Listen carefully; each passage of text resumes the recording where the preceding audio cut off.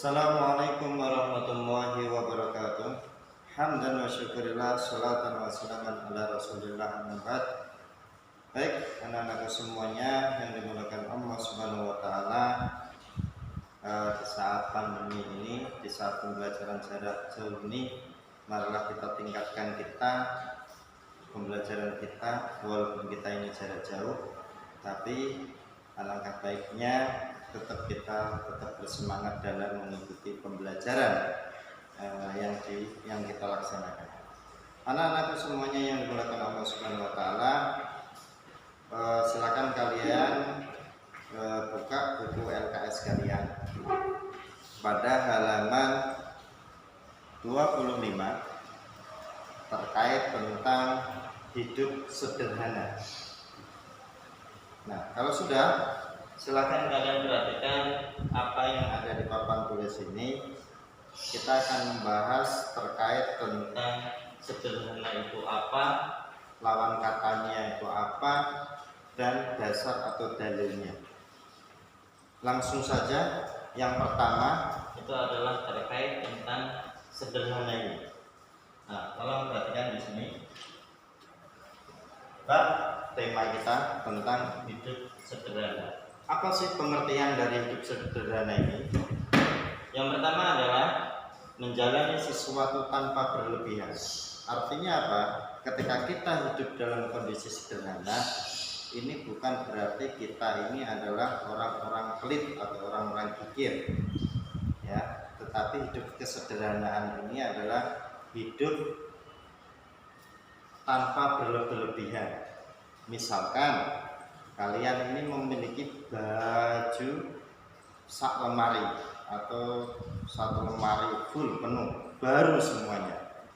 Karena kalian hidup sederhana, ya pasti menggunakannya adalah satu.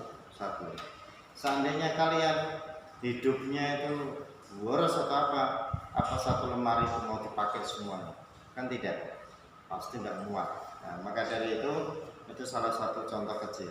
Yang kedua, contoh yang berikutnya adalah ketika kalian ini dikasih uang terhadap orang tua kalian. Misalnya satu hari itu kalian dikasih uang 10.000.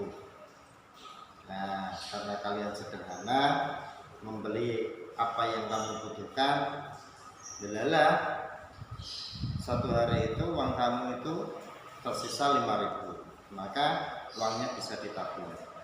Tetapi kalau kalian memiliki sifat yang berlebihan, maka sisanya itu pasti kamu buat beli mainan atau buat beli, bahkan pergi ke internet online begitu. Nah, ini maka kita harus selalu bersikap sederhana. Yang berikutnya itu adalah lawan kata dari kesederhanaan. Jadi yang namanya hidup sederhana itu lawan katanya itu adalah boros. Maka di dalam Al-Quran, di dalam surat Al-A'raf ini ayat 31, bisa kalian perhatikan di situ.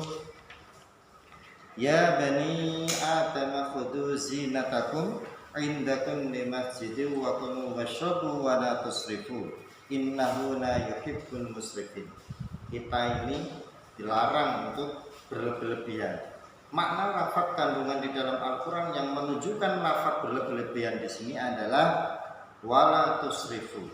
Jadi bahkan Al-Quran itu melarang kita itu terkait tentang makan dan minum.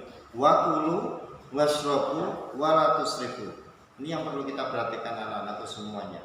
Jadi sangat jelas Al-Quran memberitahukan kepada kita semuanya bahwasanya makan wae rentuk boros, minum rentuk boros, apa meneh hidup kita jangan sampai berlebihan. Nah, kemudian ini salah satu dasar atau dalilnya yang di dalam Al-Quran surat Al-A'raf ayat ke-31. Kemudian apa sih manfaat dari hidup kesederhanaan ini? Yang pertama, manfaatnya itu adalah satu, disukai dan dicintai oleh Allah dan Rasulnya. Secara otomatis kita menjalankan perintah dan menjauhi larangannya. Yang kedua, menjauhkan sifat-sifat buruk seperti rakus, iri hati, kikir, sombong, dan riya. Ini yang perlu kita hindari. Ini semuanya ini adalah termasuk salah satu sikap tercela yang tidak boleh kita laksanakan. Yang ketiga, membentuk kepribadian rendah hati. Jadi yang namanya rendah hati ini kita selalu menanamkan diri pada diri kita masing-masing. Yang keempat, dapat menyisihkan sebagian harta untuk menolong orang lain. Jadi misalkan kalian itu nanti diberikan kekayaan yang berupa harta benda yang banyak banget begitu, jangan lupa di dalam hartamu itu terdapat haknya orang-orang yang membutuhkan, seperti halnya satu fakir dan miskin dan semuanya.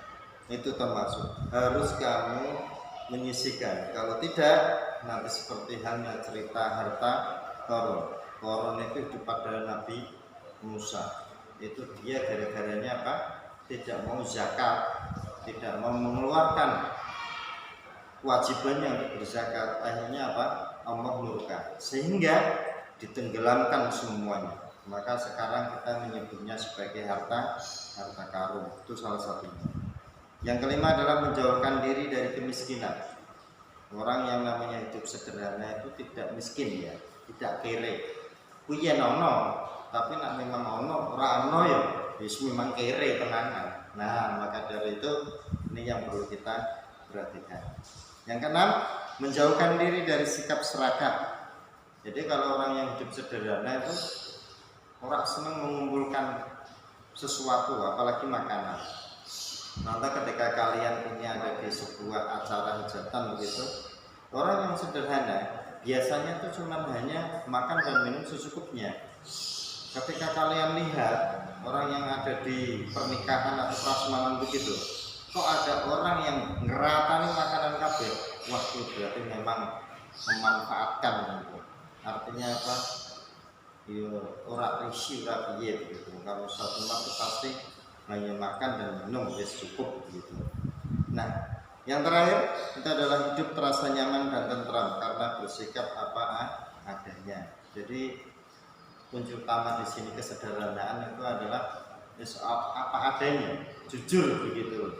Wis nak duwe yo ngomong duwe, nak ora yo bilang tidak. Kemudian sifat sederhana dapat menimbulkan dampak positif. Kemudian lawan katanya siapa sih di sini? Lawan katanya itu adalah boros. Ini bisa kalian perhatikan di sini. Di situ di buku pada halaman 27 itu poin pertama sampai poin kelima. Bisa kalian lihat dampak negatif dari sifat boros di sini. Itu sangat-sangat luar biasa. Maka dampak negatifnya ini jangan sampai kalian timbul. Itu ya. Baik, itu sementara itu dulu terkait tentang bab kesederhanaan ini. Maka minggu depan kita lanjutkan lagi ke bab yang berikutnya. Silakan kalian pelajari, kalian tonton videonya, terus bukunya dibuka. Ustaz akhiri, akhirul kalam. Wassalamualaikum warahmatullahi wabarakatuh.